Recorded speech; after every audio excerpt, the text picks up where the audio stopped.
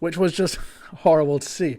But he comes back, at least we think, when everyone is able to return to the island on that wonderful flight back episode. Ajira Airlines, everyone comes back together. The pilot recognizes them and he's like, we're not going to Guam, are we? And they all crash on the island and they make it. But some of them don't make it to the right timeline, right? That ushers in the second half of the season. So first half, people are trying to bring each other together. We've got Benjamin Linus sort of organizing the whole thing to try and get everyone to come back, and it has to be the way it was the first time, or as close as possible. We see who we later learn is Faraday's mother, who we saw in season 3 episode 8 or 9, Flashes Before Your Eyes. She's helping Linus bring everyone back together. They all eventually do. They crash, but not everyone makes it to the same timeline. The people who stayed on the island have eventually found themselves somewhere in the 70s, I believe, and we get that wonderful episode, LaFleur, Mr. LaFleur, where we discover that Sawyer's become head of security for the Dharma Initiative on the island decades before the events of this show. And him and Juliet and Ethan and Jin, they're all living there on the island happily, and they're just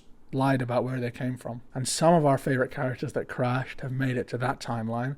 Jack, Kate, Hurley, Saeed, and some like Sun and the revived Locke, Benjamin Linus, etc. have made it to the present day on the island. So it's all a wonderful mess that they have to work out. In season 3 we saw young Ben Linus and how he became the sort of more evil character that we know. Now we actually meet him in the timeline that our characters are in. Saeed tries to kill him. Kate takes him to the others to get rescued.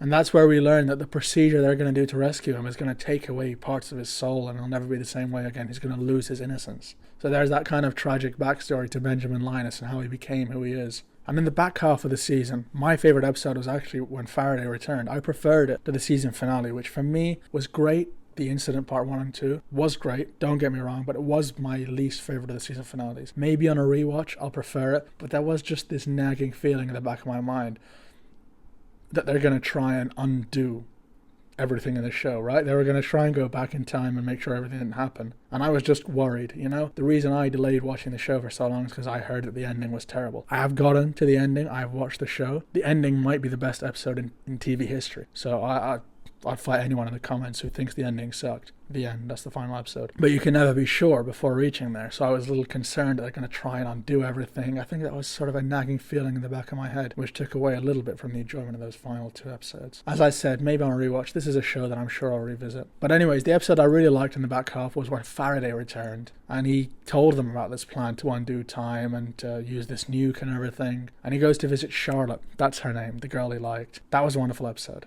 We see Richard a lot this season, Richard Alpert. This is great. Love this season. Love this show. I'll get into the final season in my next Lost video.